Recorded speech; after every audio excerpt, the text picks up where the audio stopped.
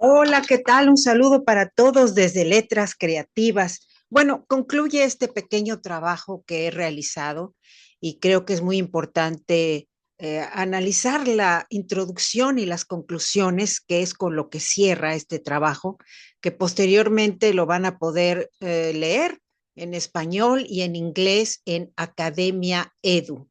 Bueno, ¿por qué es importante terminarlo hoy y hacer este video hoy? Allá vamos, claro. Actualmente vemos cómo se ha movilizado el mundo para hacer acuerdos en lo que parece complicado hablar de números. Lo que antes eran pactos de millones, ahora son de billones. Billones, así es, aquí lo dice.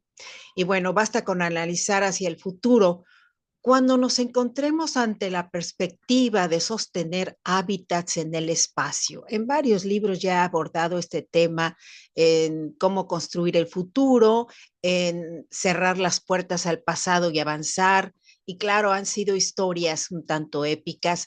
Sin embargo, poniendo los pies sobre la tierra, como me lo solicitó el planeta, cuando me dijo, ¿a quién le doy el título de humanidad? Bueno, pues ahí vamos. Es importante analizar esto.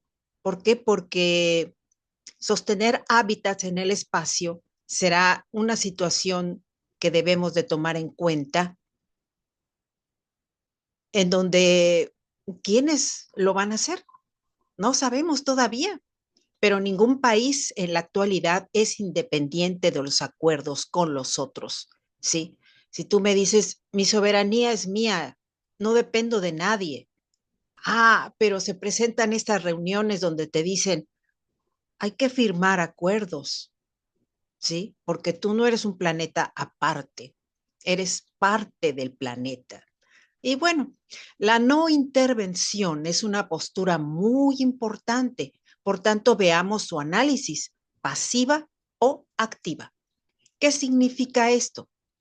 Desde mi punto de vista, lo pasivo en actos políticos implica la suspensión total de sugerencias, o sea, está bien, respeto tu independencia, no me meto. Por otro lado, la postura activa permite la firma de acuerdos con sus pares, eh, así, en términos generales. No nos metamos más en detalles de la geopolítica actual porque es complejo.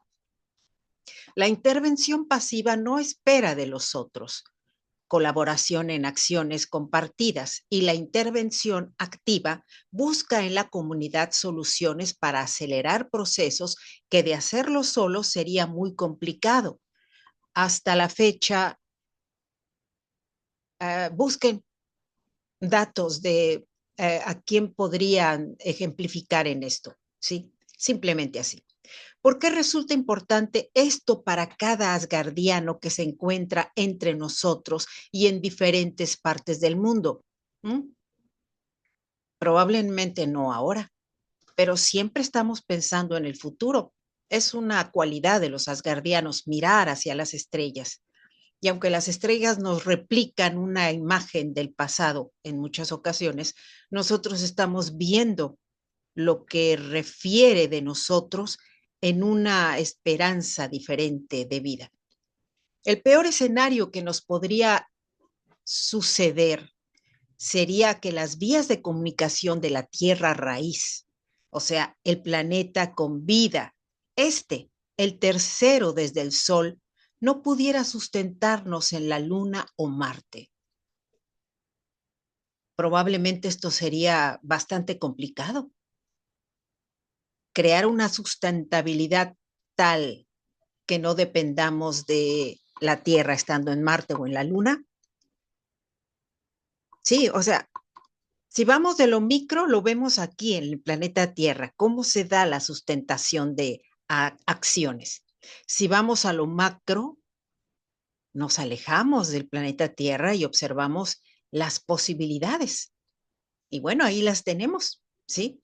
Los exploradores del cosmos, humanos de carne y hueso dispuestos a buscar alternativas en una roca que hemos desgastado hasta los límites más extremos.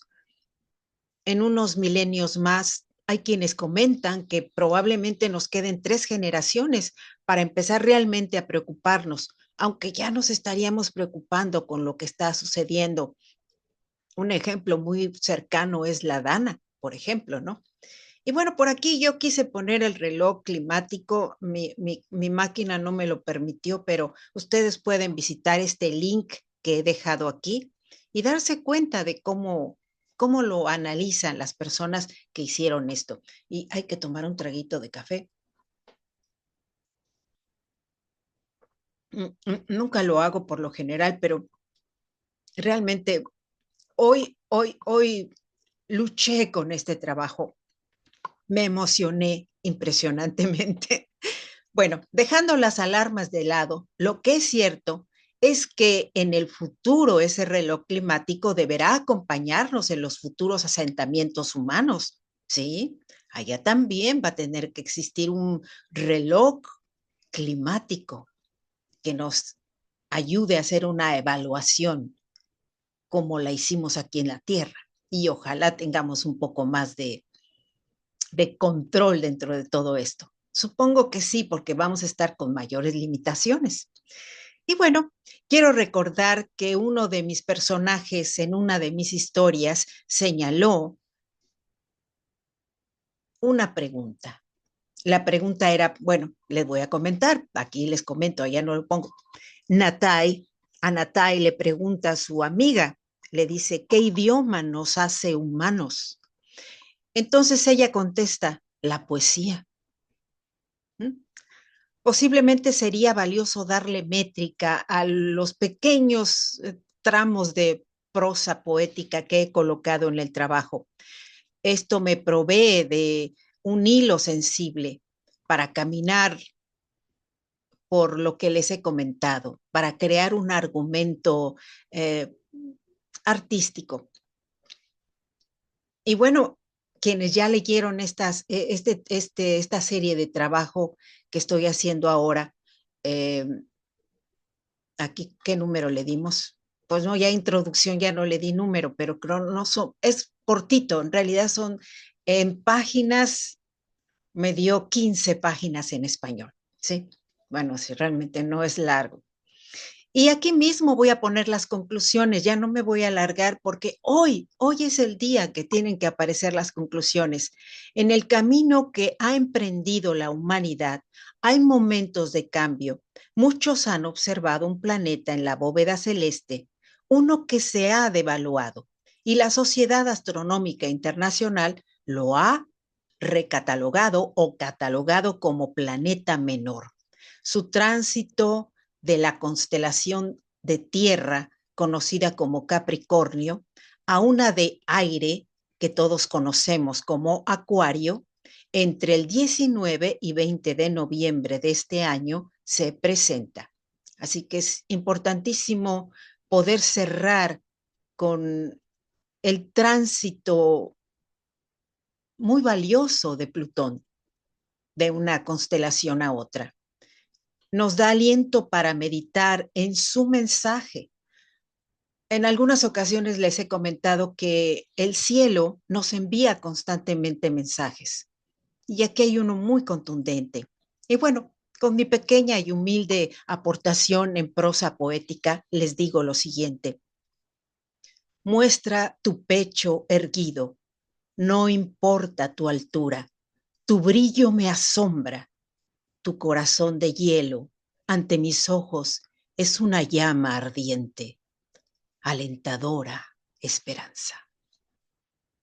Y aquí está, lo puse así en tamaño grande para que él no sienta esa pequeñez a la cual se enfrenta, porque para quien puede mirarlo desde una perspectiva especial, se dará cuenta de que nos está indicando que hay un corazón al final del arco iris, al final del sistema solar.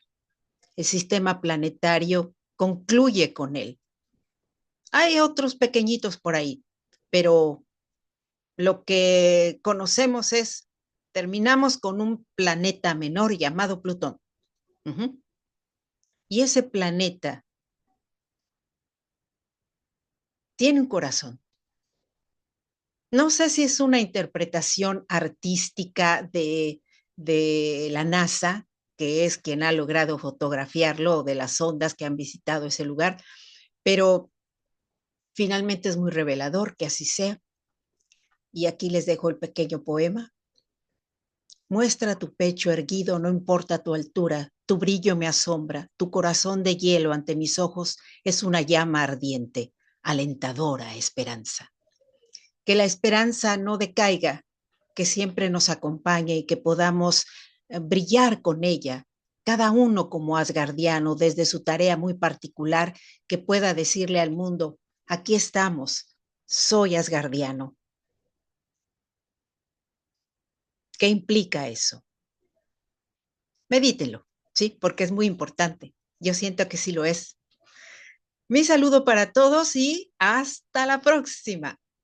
En breve ya lo van a poder encontrar en Academia Edu. Al ratito les dejo el link y claro, gracias por acompañarme hasta aquí.